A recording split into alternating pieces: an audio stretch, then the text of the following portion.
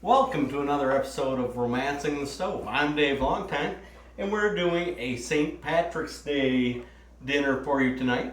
You can tell I've got my green shirt that I purchased in Ireland, and I'm drinking my Guinness, which is one of my favorites. But what we're going to do tonight, we're doing a corned beef and cabbage. So a lot of people may think that there's a lot to do that, and really it's very, very simple.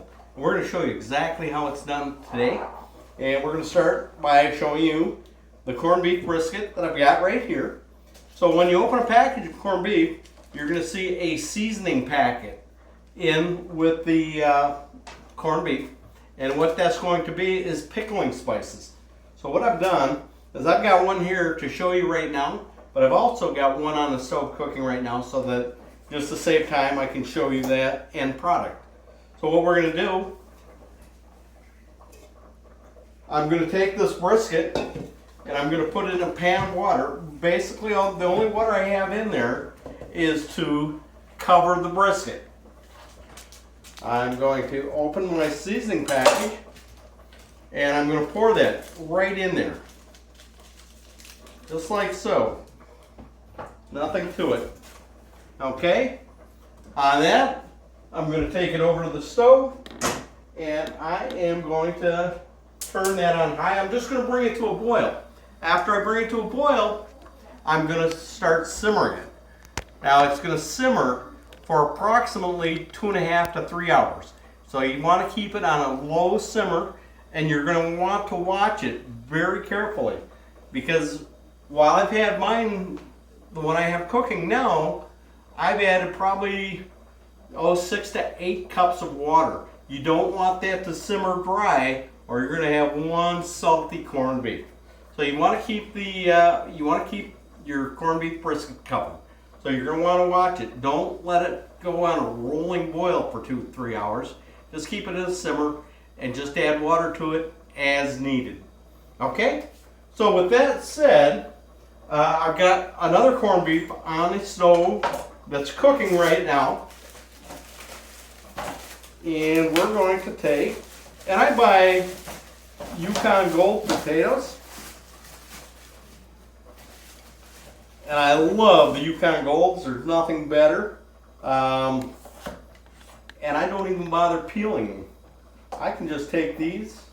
I can quarter them.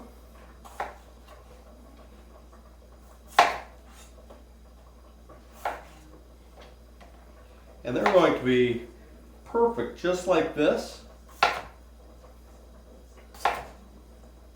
And it takes no time at all. And like I say, a good knife helps a lot. It's sharper.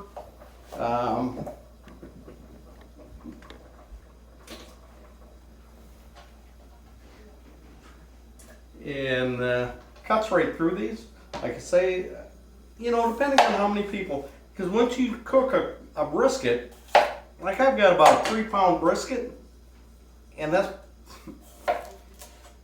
by the time I take that out, that's probably going to be half the size it was when I put it in. So if you're planning on feeding a lot of people, you might want to think about a couple different briskets.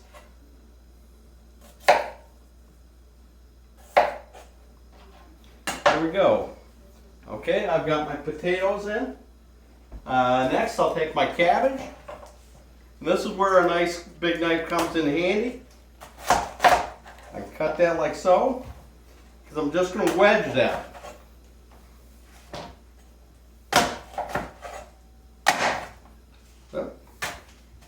Just like so. I cut a little bit of that stem out.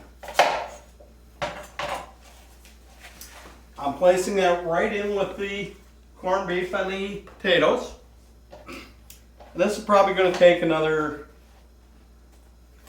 20 minutes or so.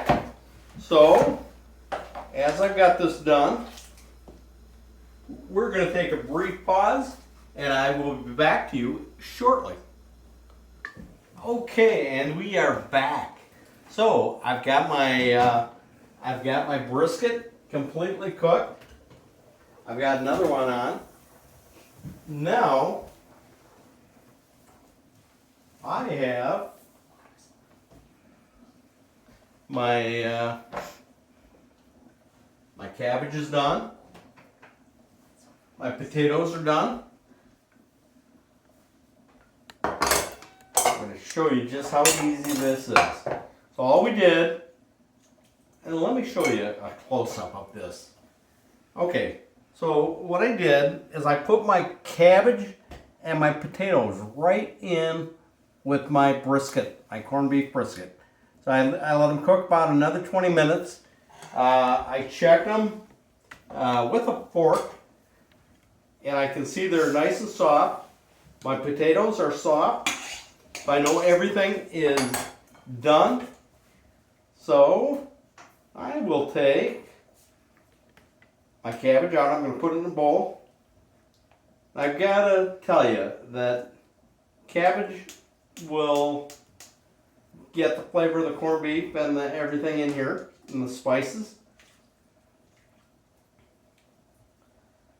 So if you're not a cabbage fan, you may like it like this.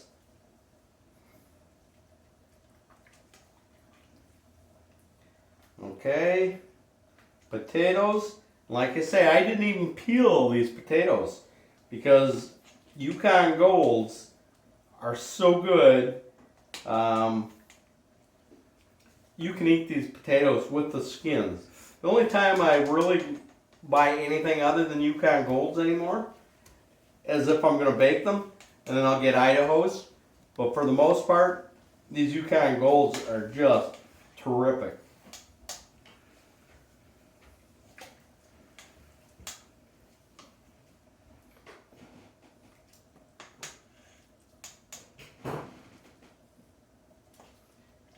Okay, I've got my cabbage in there. I've got my potatoes in there. So what I'm going to do next is I'm going to pull my brisket out of here. And you can see how much this has shrunk. It's very small compared to what it used to be. I'm going to set that on my cutting board. I'm going to get these potatoes out of here. Let me grab another knife.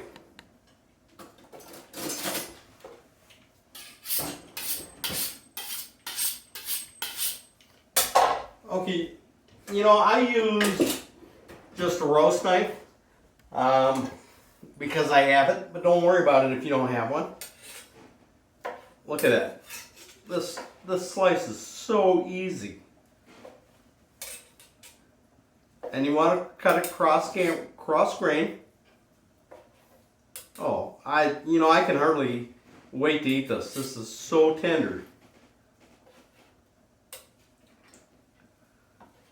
I could probably almost cut this with a butter knife. It's so tender.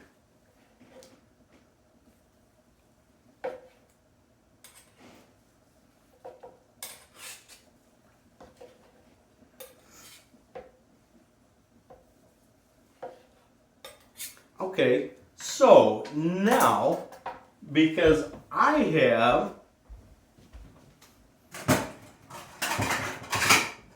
guests over right now, so I'm going to have Lonnie come over, and I'm going to have her sample this corned beef.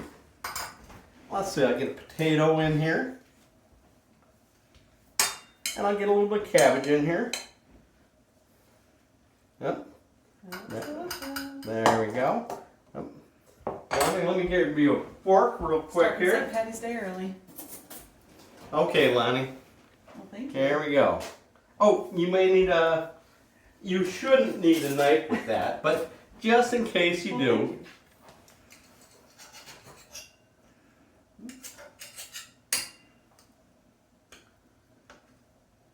See what you think here. Mm-hmm. Delicious. So good. And that's another episode of Romancing the Stove. We will see you next time. Again, happy St. Patrick's Day, everybody.